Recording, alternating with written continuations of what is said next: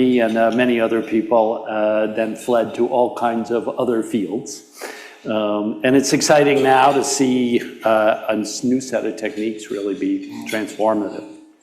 And to Mike's reference on the news this week, you know that I'm enamored with subscription models. And now I've become more aware about tender offers. And I like TV channels. So we're announcing today, Mike, a tender offer for Bloomberg. We hope you will consider it appropriately. Your board members are willing to debate the transaction. But unfortunately, as you would suspect as a board member, that's all I can say on the news of the week. So you're not going to answer my boss's question? Who's going to win? I think it is all answered. So looking back on AI, as you saw it then, and whatever you saw then, yeah, and comparing it to now, I hear a range of things being said, as extreme as this is as big an invention as the Industrial Revolution. Some people say is the discovery of fire. Are we overestimating or underestimating the effect generative AI will have on us? Well, let's think back 30, 40,000 years ago when we're a bunch of Neanderthals and we're in the entrance to our cave. And you know, we've been the dominant humanoid species for a couple 100,000 years. And the two of us look down and we see Homo sapiens. We're like, look at those guys, they're so skinny. They're hairless, but they're pitiful. But those guys were really intelligent. And ultimately, those Homo sapiens dominated the earth and killed off us Neanderthals. So I would say intelligence per species has been highly selected for, and that Homo sapiens intelligence has allowed us to become the dominant species on Earth because we use our intelligence to make tools and do other things. So I think it's a lot different than, say, mechanizing muscle power. So if you think of bulldozers and how did that transform society, it did a lot, but it did it over 100 years. And although muscles are important, they're not the core human attribute, thus the dislocation of the Neanderthals, which were much stronger than humans.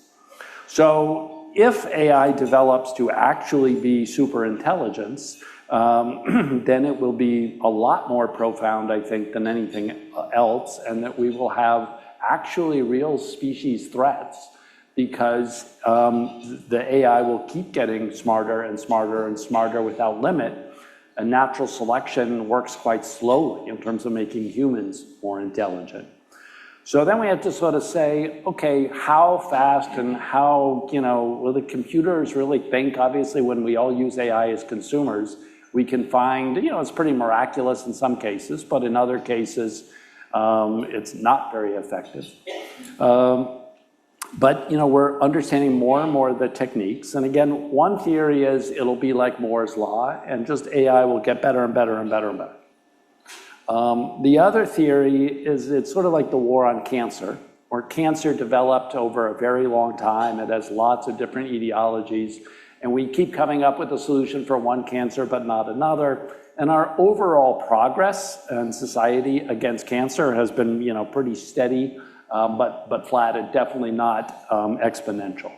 And so, it may be that as AI gets better, it hits various walls, and that we've got some time to deal with it, or it may be that it stays on this exponential. So we're just going to have to watch, but I think we need to be prepared for it to be on the exponential, in which case we're going to have a lot of societal stress over the next 20 years. So your analogy is very helpful, but a little disturbing, because I don't see many Neanderthals around anymore, right? We have a lot of Homo sapiens. In your analogy, what can we do to make sure that we survive that this thing we're creating doesn't become so smart and perhaps not even have our best interests at heart? Well, it's a big challenge. It's hard to slow down because unlike chemical weapons, like we're kind of in a war with the West and Russia, and yet no one's using chemical weapons and no one's using nuclear weapons. So even in this incredible state of war, we're able to put some limits on what happens.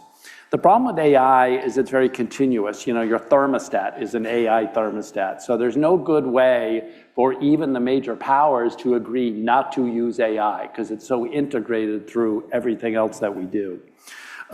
So there's no real practical scenario to take a break as human society, even if we could get the politics to work on that. So instead, we're in the situation where we in America better well damn win the race. And so everyone acknowledges that. And so all the companies are going full out, both for their own, competitive reasons. And so, it is a race, hopefully to the top, of what can AI do for us. And there will be amazing positive scenarios, all kinds of medical cures, all kinds of productivity. I certainly, 6 years ago, AI was very good at image analysis.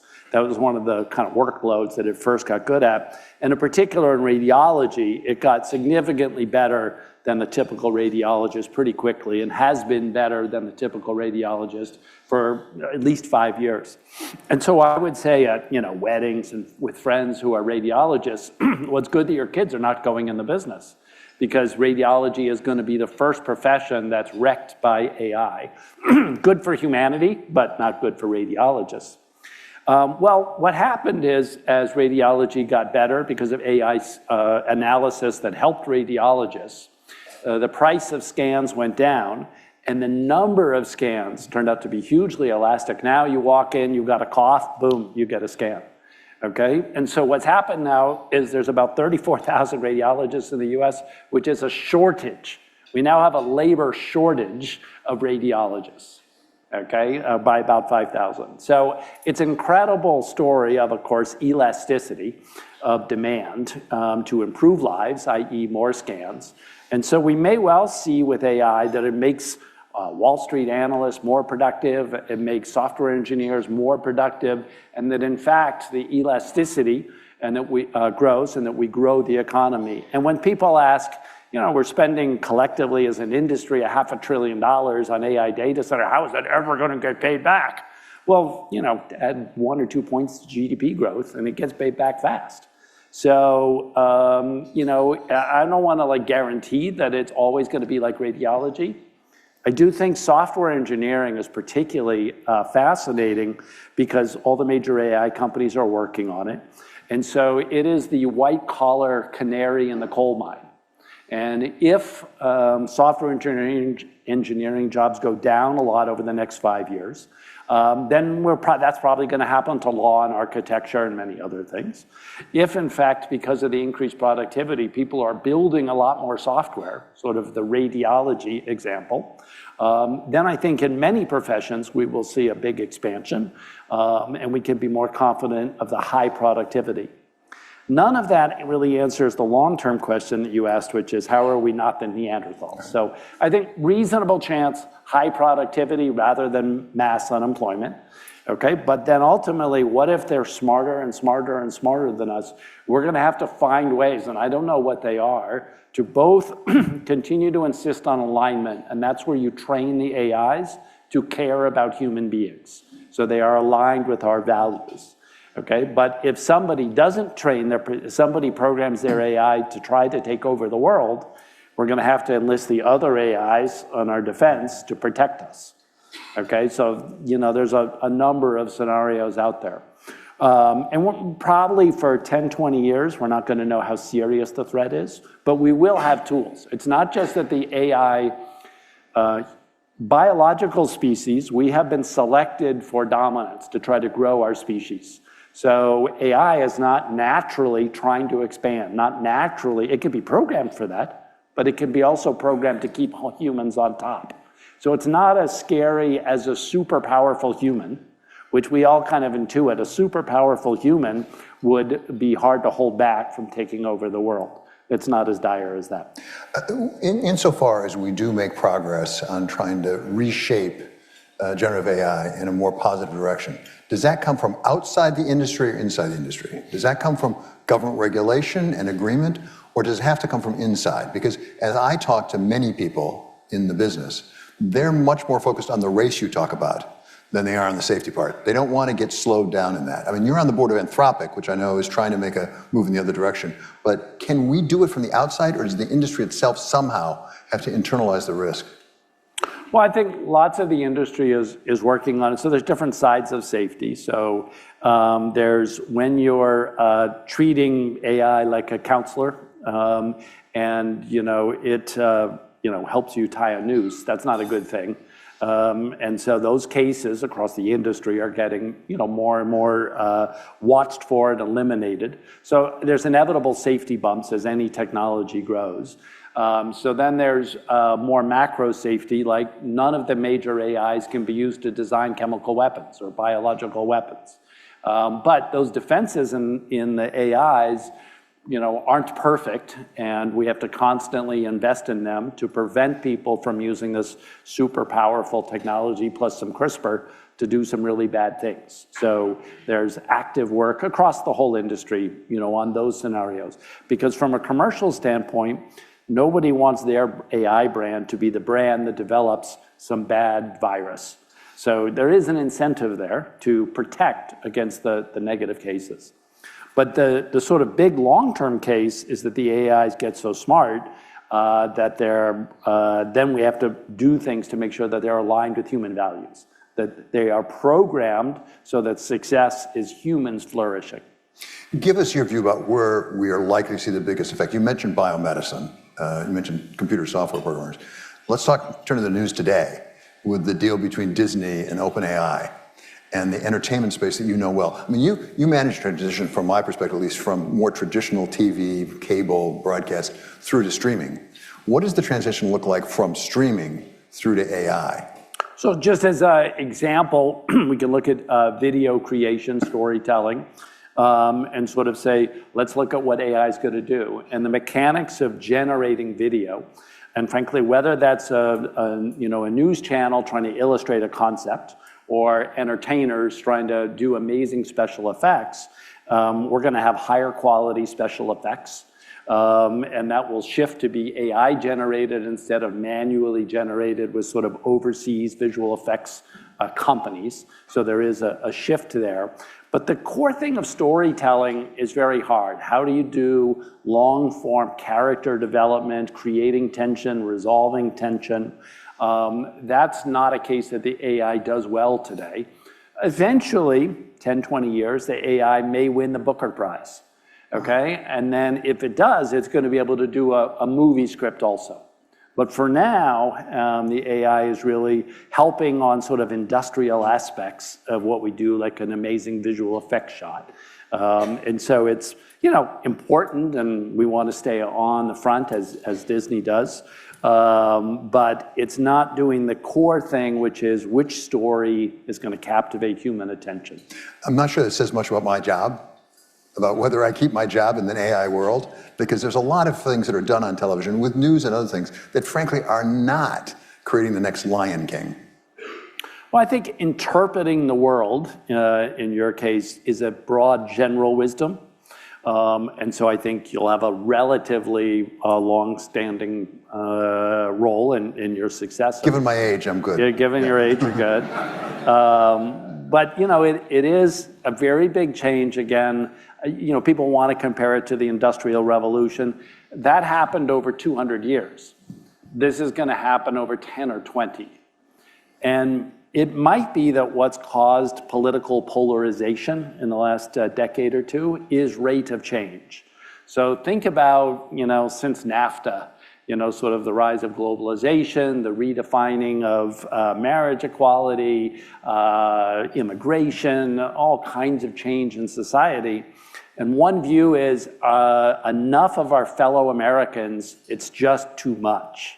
And it radicalizes them, and they're willing to vote for things they wouldn't normally vote for. And if that's fundamentally what's going on in US society, as well as Brexit and a couple other places, then we're in for a pretty big storm, because the rate of change is not going to slow down. The rate of change of society, partially or maybe largely driven by AI, is going to be large. And so that may be that, how everyone today is nostalgic for Reagan, there may be a day when we're nostalgic for Trump, that our polarization has really continued to increase because the rate of change has continued to increase. So that's why I think it's so important that leaders like all of you are thinking about how do we build bonds, how do we have people, Americans care about each other, so that we can keep the society coherent and caring, despite the rapid amounts of change generated by technology. I want to come back to something you referred to, but just to explore a bit more, and that is, how are we going to pay for it? There is so much money going into data centers investment right now, and to some extent, I think it's been supporting the markets because there's been so much investment. How do you get a return on that investment without laying off an awful lot of people? With GDP growth. So you can either automate away the jobs, that's one theory, and the other is that people will produce more. And I'm sure it'll be a mix, but efficiency often generates more growth. I mean, we did the radiology example, so it's sort of that at larger scale. So the way we pay for it is more GDP growth. You can do GDP growth with fewer people. And so what happens to the people who are out of work or have to take much more menial jobs than they had before because it's the knowledge workers? Well, I think it's a great question. Compare it to globalization. Probably this is a room full of globalists who believe in the benefits of trade. And yet, despite that really did deliver in terms of the overall economy, there was enough dislocation in enough of the countries that our politics has been shifted. So I think there probably will be things like that. Because of AI, but at least it's not, again, it's not a mass layoff scenario most likely. It's much more likely that there's a growth response and that we also see significant GDP growth increased beyond what we typically see because of the productivity of AI. What I hear from you is AI has enormous potential, a lot of it for good, some of it for decidedly not good. It's very complicated, it's coming very, very fast. Where will the leadership in directing AI come from? Are there people who understand this, who get it, who have the right values, who can help us go in the right direction, particularly given how fast it's coming? I would say that's an emerging area. I mean, I think this was likely to be a big political issue in the next couple cycles because many Americans will be concerned about the world's changing too fast and too much, and I think it's up to our politicians to sort of understand that and channel it in some productive way. There's leaders in the industry like Jeffrey Hinton that spends full time now on these, how do we keep humans at the center of the system. So there definitely are emerging leaders in that way. But again, it's a new area like nuclear energy or other DNA for a long time was very controversial. Timing is everything. And it comes, the developments you talk about come at a time when there's a decided rise in populism in the United States as well as in much of the Western world. Right now, the early things I'm hearing, at least about political, from the people is it increases our energy costs and it reduces our jobs.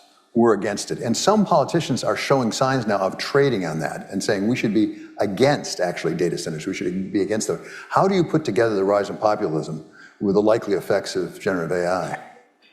Well, the heart of democracy is we're going to live in this country together and we're going to have different views. And so you want a system that's not civil war to work out those views. And I think a lot of people will have those concerns. There'll be those effects.